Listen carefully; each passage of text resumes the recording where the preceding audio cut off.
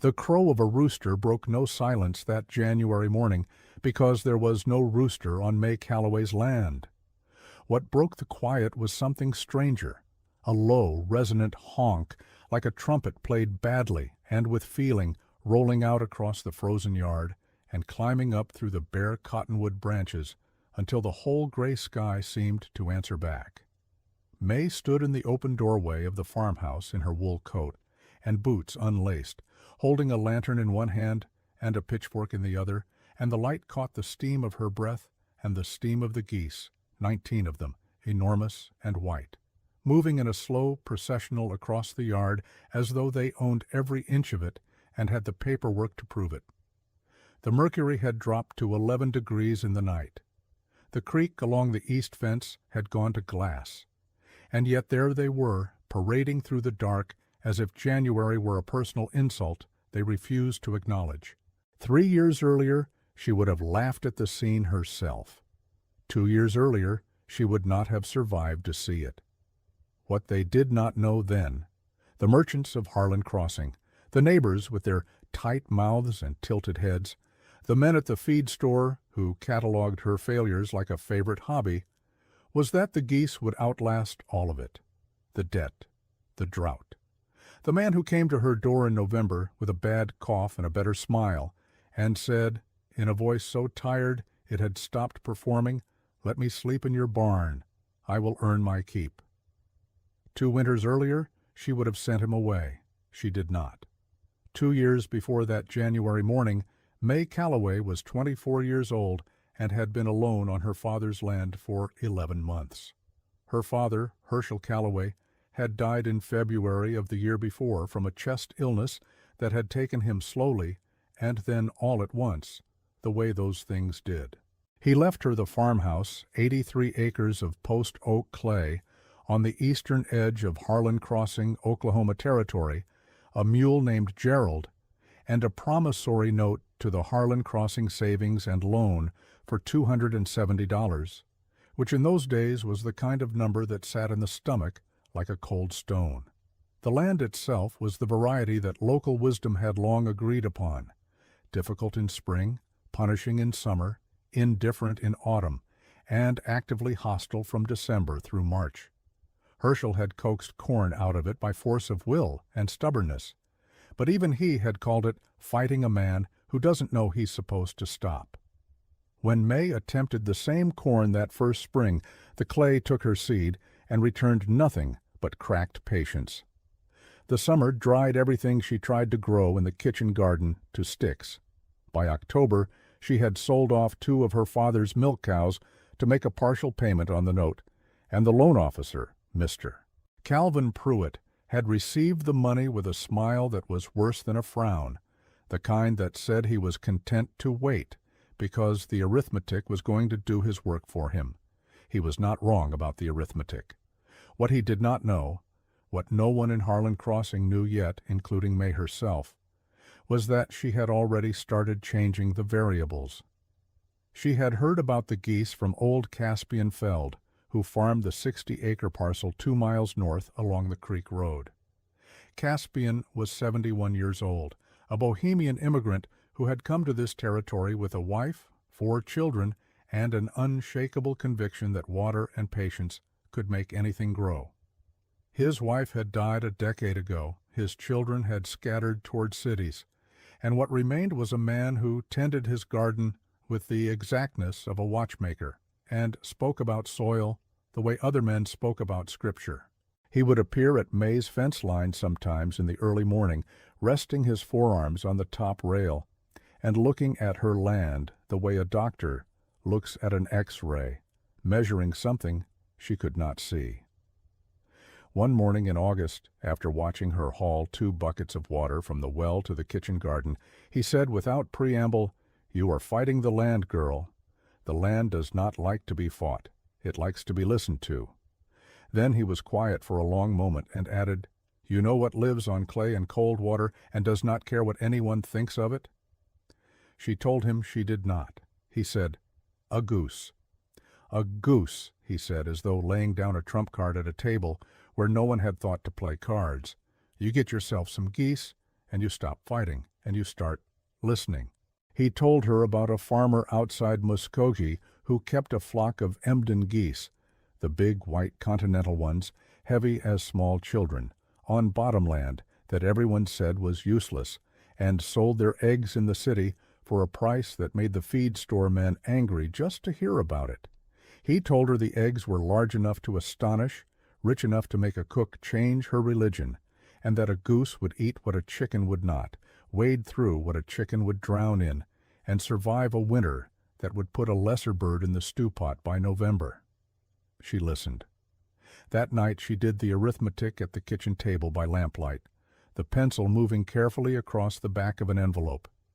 And it was a different kind of arithmetic than she had been doing, not the subtraction of debt, but the addition of possibility. She bought 7 Emden geese in early September, a breeding pair and 5 young females, from a man outside Muskogee who seemed almost relieved to have them gone. She paid $4 for the lot, which was $4 more than she could reasonably afford, and $4 less than the trouble they were going to cause her in the short term. She drove them back in a crate on the mule cart, Gerald expressing his opinion of the arrangement with a continuous low complaint the entire 12 miles home. The Harlan Crossing feed store was her first stop on the return, and she would remember that morning the rest of her life. There were 5 men outside on the porch. She would remember every face. And when the crate in the cart began to honk, and one enormous white head pushed through the slat and turned its orange eye on the assembled men with a look of pure sovereign contempt, the laughter started low and built until one man had to hold the porch post. "That's quite a plan you got there, May," said Derlin Fitch, who owned the largest wheat acreage in the county, and whose opinion of himself was roughly commensurate with that fact. "Going into the goose business, are we?" She did not look at him. She bought her grain and loaded it in the cart and drove home. Being right, she had already decided, was its own kind of reply. The first weeks were instruction of the most humbling sort. Geese, she discovered, operated by a logic entirely their own, and that logic included a firm belief that the yard, the porch, the doorstep, and any open container of water belonged equally to them and to no one. They were not mean in the way a dog could be mean. They were imperious, which was a different thing, and in some ways more wearing.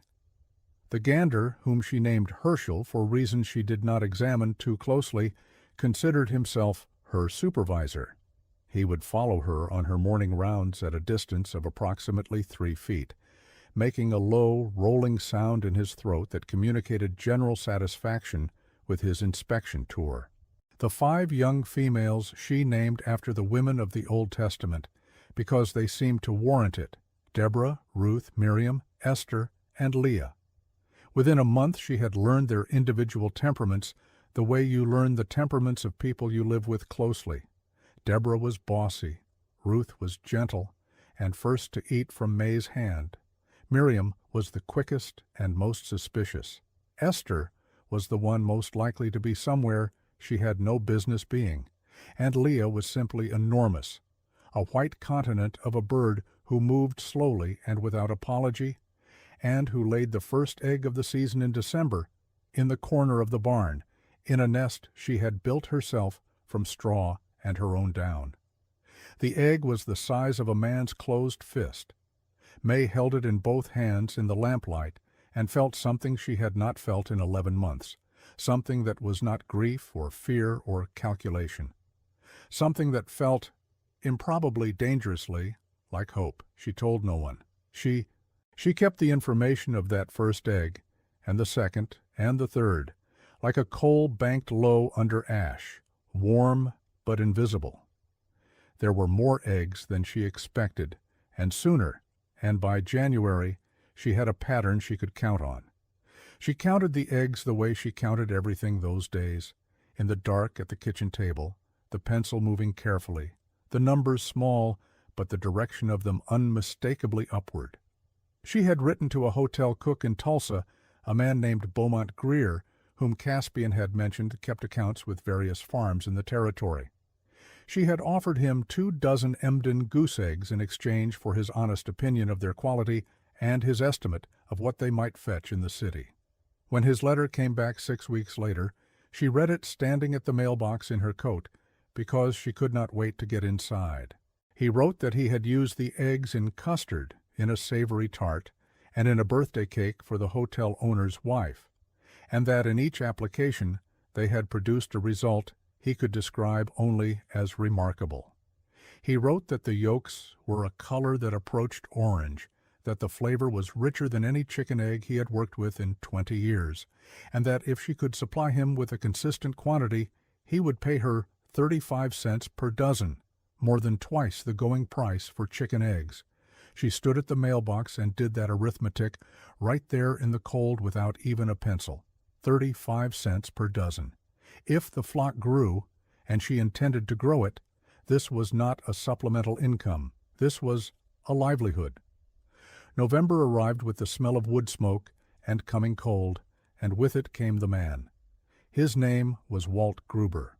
He appeared at her gate on a Tuesday evening when the sky was turning the particular shade of iron gray that in that country meant serious weather inside 24 hours. He was perhaps 40 years old, angular in the way of a man who had not eaten regularly in some time, with a cough that announced itself before he did. He had heard in town, he did not say from whom, that she ran this farm alone, and he was looking for winter work in exchange for a place out of the cold.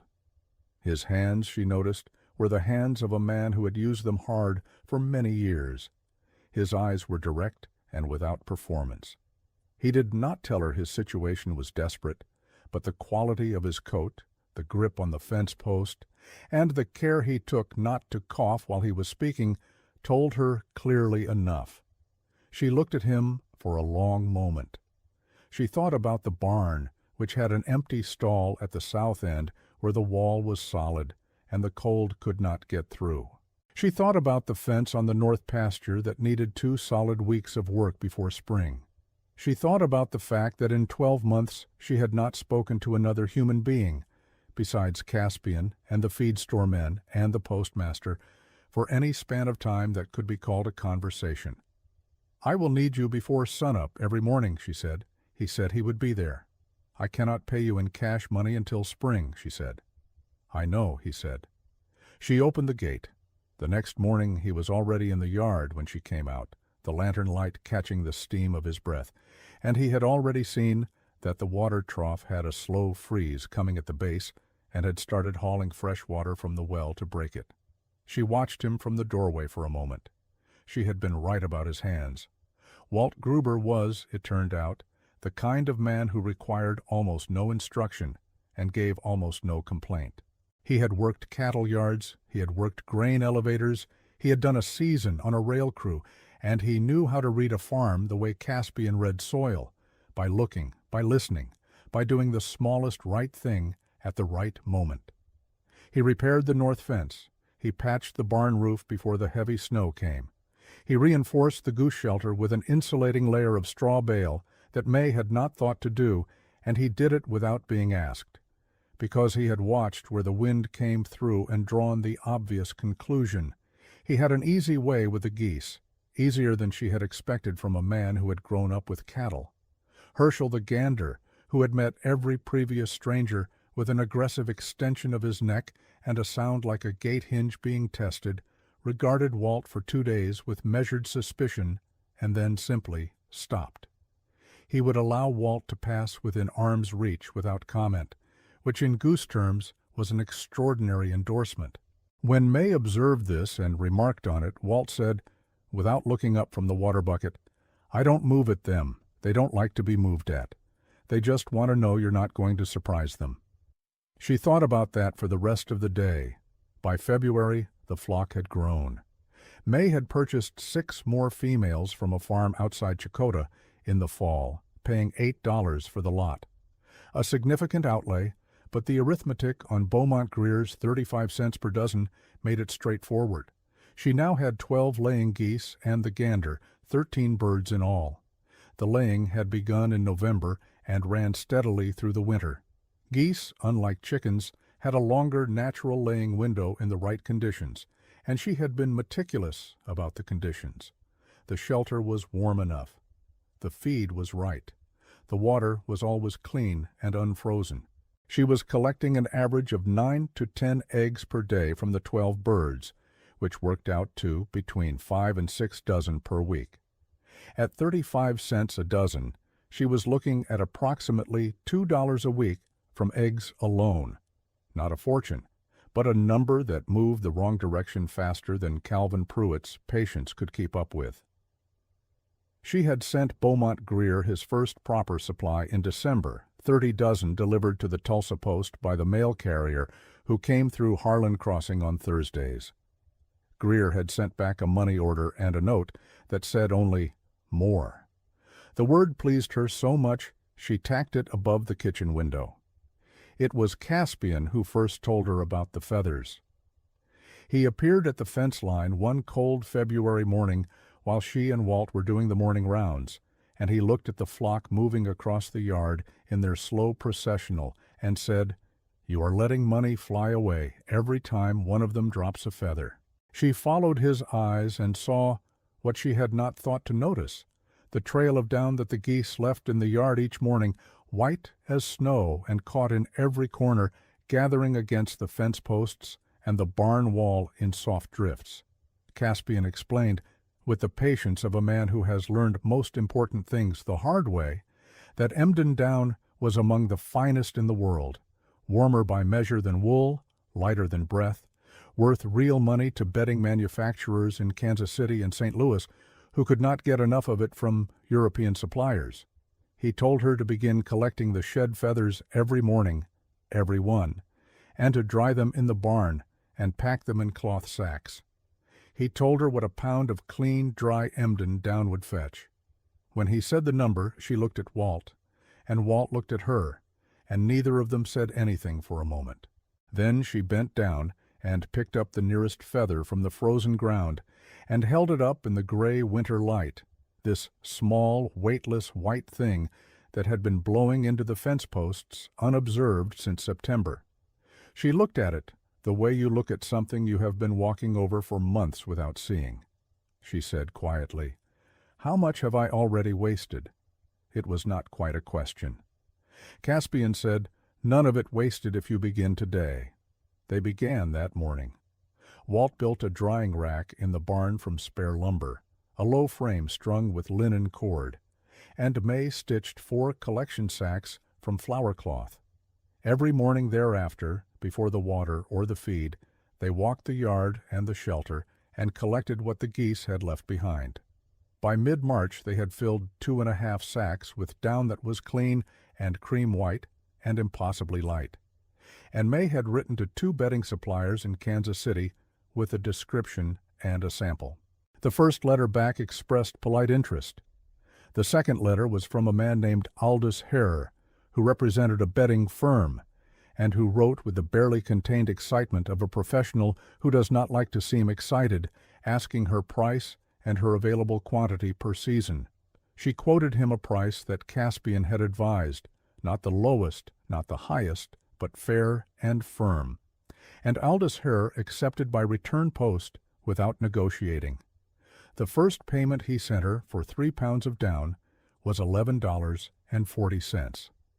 She sat with the bank draft on the kitchen table and let it stay there a full hour before she went to the savings and loan ledger she kept in her father's old desk and subtracted from the column headed "What is owed." The column had been moving the wrong direction for a year and a half. It moved the right direction now. The trouble came in April, as it usually did in that country, not in the form of weather, but in the form of a man. His name was Reese Dillard, and he worked as a purchasing agent for Sutton and Mayhew, a produce brokerage firm out of Muskogee that had begun buying up supplier contracts across the territory in the previous year. He appeared at her gate on a Tuesday afternoon in a wagon that was too clean for that road, wearing a coat that had not met a winter's work, and he announced himself with the professional warmth of a man who has perfected the art of appearing to be doing you a favor. He had heard, he said, about her operation. He had heard, and here the warmth became a degree more precise, more careful, that she was supplying a hotel in Tulsa and a bedding firm in Kansas City directly, without a broker. He said he was there to help. His firm could take her entire output, eggs down the lot, and move it through their distribution network at a premium. All she would need to do was sign an exclusive supply contract, and Sutton and Mayhew would handle everything from there. He slid a paper across the gatepost as he said it, folded once, as if it were an afterthought. She did not pick it up. She looked at it. She said, "What price per dozen for eggs?" He named a figure that was 18 cents. She had been getting 35. She looked at him with an expression that had no particular temperature and said, "And what price for a pound of down?" He named a figure that was, she calculated in approximately 4 seconds, 40% below what Aldous Hare had just paid. He smiled and said, "But you would have volume, and you would have consistency, and here he tilted his head in the direction Walt had gone, toward the barn. Someone alone, a woman running an operation of this kind, could benefit from having a reliable, institutional partner." She picked up the paper from the gatepost, looked at it for a moment, and handed it back without unfolding it. She said, "I am not alone, and my prices are already consistent, and I know what my product is worth." He left the way he had come, and the wagon raised a pale dust that the April wind took and scattered, and she watched it go with both hands in her coat pockets and her jaw set, and a feeling in her chest that was not quite anger and not quite satisfaction, but something between the two. She went to Caspian that evening. She told him about Dillard and the contract and the prices. Caspian listened in his way, without interruption, without expression, and when she was finished, he was quiet for a moment, looking at the ground, and then he said, "A man who offers you less than a thing is worth and calls it help is not helping. He is hungry. You remember that when he comes back." She asked if he thought Dillard would come back. Caspian said, "Oh yes, he will come back, and he will not come alone." She asked what she should do. Caspian said, "You should grow the flock before July." She had already been thinking the same thing. The flock grew. She bought 5 more females in May with money from the Hare payment, bringing the laying total to 17. She was now collecting between 14 and 16 eggs per day, and the weekly shipment to Beaumont Greer had expanded to 12 dozen. Greer had referred her to a second hotel cook, this one in Oklahoma City, who began ordering a separate allocation. May had written the arrangement up herself clearly, on good paper, price per dozen, delivery schedule, payment terms, and had each buyer sign a copy, which she kept in her father's desk beside the savings and loan ledger. Caspian, reading the draft of the second contract one evening, had looked up at her and said nothing, only made a small sound that in a Bohemian man of 71 was the equivalent of a standing ovation. Walt handled the crating and the delivery to the mail carrier every Thursday with a reliability that had become as structural to her week as the weather. She paid him at the end of April, the first cash payment, and the amount was larger than what she had promised him in November because the ledger had moved further than she had projected, and because she had been raised by a man who thought underpaying a fair worker was the same as stealing. Walt looked at the money and then at her and said, "This is more than we agreed." She said, "I know." He said nothing more, but he was already in the yard before sunup the next morning, as he had been every morning since November, and she thought the steadiness of that was worth more than she knew how to put a price on. Reese Dillard came back in June. He was not alone. He brought with him a man who introduced himself as an agent for the Harlan Crossing Savings and Loan, not Calvin Pruitt, but a younger man named Koch, who had the paper-smooth manner of someone who had been sent to deliver a message and had rehearsed it. Koch said that the bank had reviewed her account and determined that the land, appraised at its current agricultural use, represented insufficient collateral for the outstanding note, and that the bank would be exercising a provision in the loan agreement requiring full payment within 90 days or a renegotiation of terms.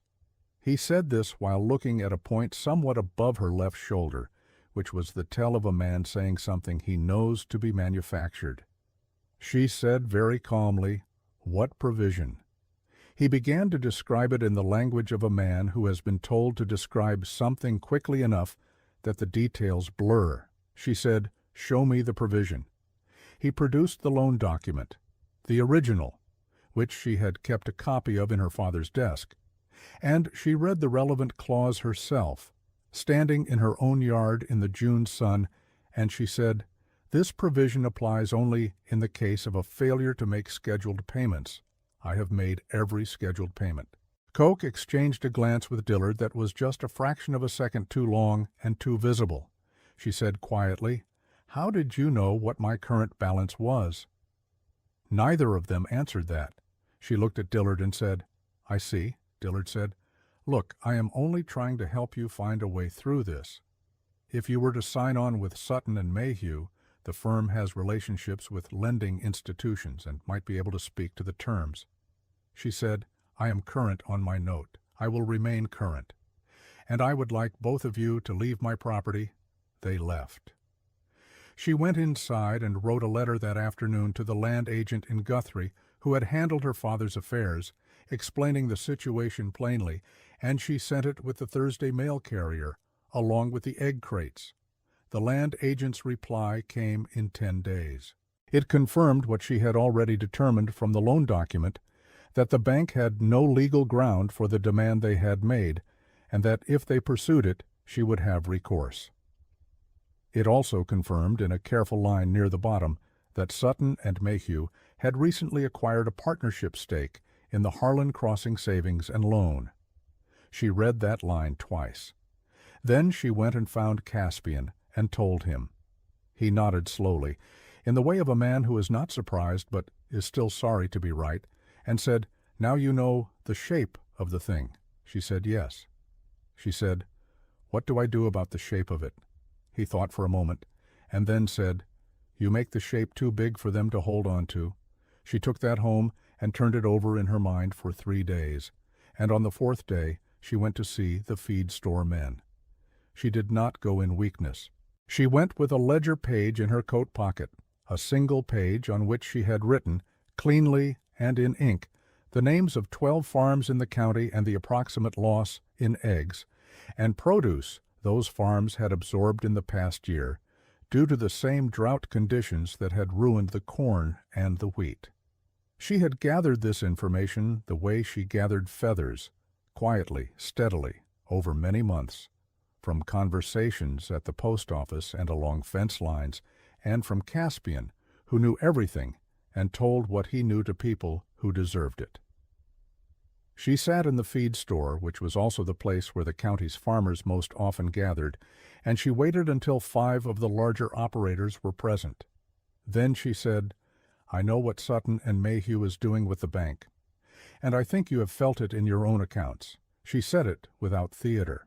She read 3 figures from the page in her pocket, 3 specific underpayments that 3 specific farmers in the room had received from Sutton and Mayhew, purchasing agents, in the past 8 months. The room went quiet in a way that was different from the quiet before she had spoken. Derlin Fitch, who had laughed at her on this porch 2 years ago over the goose crate, was looking at the floor with an expression that she recognized. Not shame exactly, but the feeling adjacent to it, the feeling of a man who has discovered he has been made a fool of by someone other than himself. She said, "I am not going to sign their contract, and I do not think any of you should. And I think, if enough of us say so in writing, the bank will find its provision suddenly has no application." She was not by nature a woman who gave speeches, but the room stayed with her, and when Derlin Fitch finally looked up, he said slowly, "How much per dozen is Greer paying you?" She told him. He was quiet for another moment, and then he said, "I have 400 laying hens, and nowhere to sell them that isn't Sutton and Mayhew." She said, "Write to Greer. Tell him I sent you. He will taste 1 egg. You will not regret it." Fitch looked at her for a long moment, and then he laughed, but it was not the laugh from the porch with the goose crate. This was a different thing entirely. This was the laugh of a man deciding to trust something he did not expect to trust. By August, 11 county farmers had signed a collective letter to the Savings and Loan disputing Sutton and Mayhew's interest in the bank's lending decisions, citing a conflict with fair lending practice. The land agent in Guthrie submitted it on their behalf. Calvin Pruitt, who had been comfortable in his patience for a year and a half, was now uncomfortable in his exposure, and within 6 weeks the provision Coke had cited against May's land was quietly dropped, and the loan was confirmed current. Reese Dillard did not come back a third time. Sutton and Mayhew contracted 3 other farms in the county, and those farms did sign, and what they received for their eggs and their grain was the price Dillard had offered May, which was low enough to anger anyone who knew better, and enough of them now knew better. Word about Beaumont Greer and Aldous Hare and their prices moved through the county the way information moves through a small place, in every direction at once. May's name moved with it. This was a thing she had not planned, had not wanted, in the way that some people want a name, but it came to her anyway, and she accepted it with the same plain-spokenness she brought to everything else. She was not embarrassed by it. She was not puffed up by it. She was busy.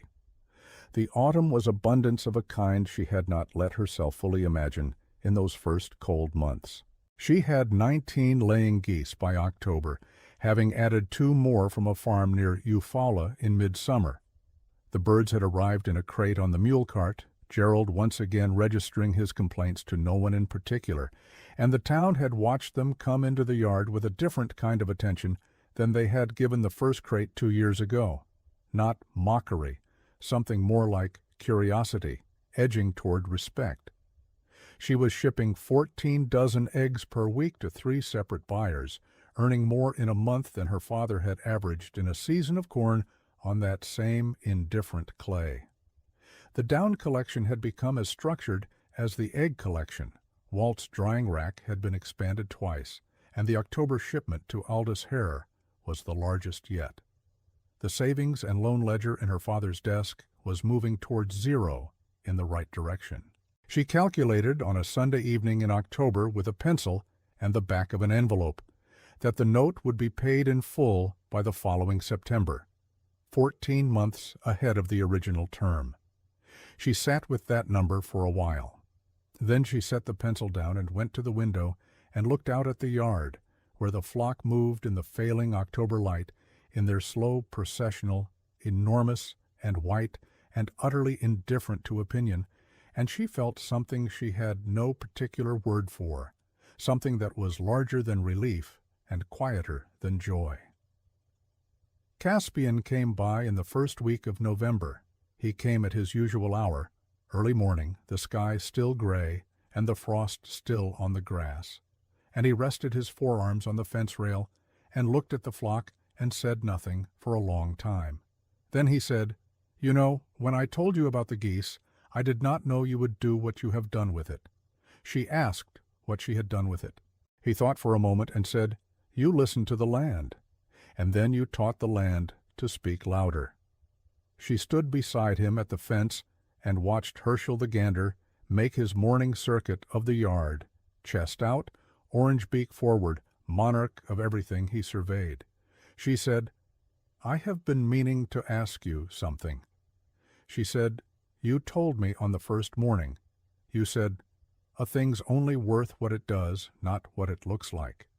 She said, "Is that something you believed when you came here, or did you learn it here?" Caspian was quiet for a moment. Then he said, "I brought it here, but the land made me sure of it." He smiled then, the slow, particular smile of a man who has been proven right about something he was never in doubt about. He said, "You proved it again." May looked at him and then back at the flock, at Herschel and Deborah, and Ruth and Miriam and Esther and enormous Leah, and 16 others she had named with equal care, all of them moving through the frosted yard with their ridiculous dignity and their absolute certainty of their own worth. She said, "I think they proved it." Walt stayed. She had not asked him to stay past spring. Their arrangement had been a winter arrangement, and she had paid him fairly at the end of each month and never assumed. But when spring became summer and summer became autumn, and he was still in the yard before sunup every morning, and still knew before she did where the fence wanted mending and which of the birds was off its feed, she had said one evening simply, "I would like you to stay on as a permanent hand if that is what you want." He had said, "It is what I want." And that was the end of that conversation, though it covered a great deal. There was a boy from the neighboring property, the Marsh family's youngest, 11 years old and named Poe for reasons his mother declined to explain, who had taken to appearing at the fence after school every afternoon and staring at the geese with a concentration that bordered on professional. May had started letting him in to help with the evening feed, and he had renamed every bird within 3 weeks with a thoroughness and internal logic she could not argue with. She did not tell him she had already named them. It seemed unkind. Besides, the geese seemed to accept Poe's names as readily as they had accepted hers, being the sort of creatures who considered themselves above the specifics of human nomenclature while remaining deeply interested in whoever was holding the feed bucket. Poe came every afternoon the way the mail came every Thursday, as a thing that organized the day and was missed when absent. She did not tell him how much it organized her day. She did not need to. By January of the second year, the January of the lantern light and the frozen creek and the 14 geese parading through the dark, the morning that had seemed like such a strange and unlikely scene from the outside, May Calloway had $61 in the Harlan Crossing Savings and Loan, which was a different kind of relationship with that institution than she had managed for the previous 2 years. She had a signed supply arrangement with 3 buyers, a standing account with Aldous Hur's firm in Kansas City, a full barn, a mended fence, a reliable hand, and a small, fierce boy who appeared at her gate every afternoon, regardless of weather. She had 1 mule who remained convinced that geese were an affront to the natural order, and 19 geese who remained convinced that mules were simply furniture. She had the land, 83 acres of post oak clay that everyone in Harlan Crossing had agreed was difficult and punishing and indifferent and hostile, which she now understood was none of those things. It was simply itself. It had its logic and its language, and you had to stop fighting it and start listening, and it would tell you what it could do. What it could do, it turned out, was grow geese. And geese would grow everything else. The lantern light caught the steam of her breath in the January dark and caught the steam rising off 19 white birds and turned it all the same gold. The creek along the east fence had gone to glass, and somewhere above the cottonwoods the sky was beginning to change from black to gray, that first quiet erasure of stars that means the day is deciding to begin.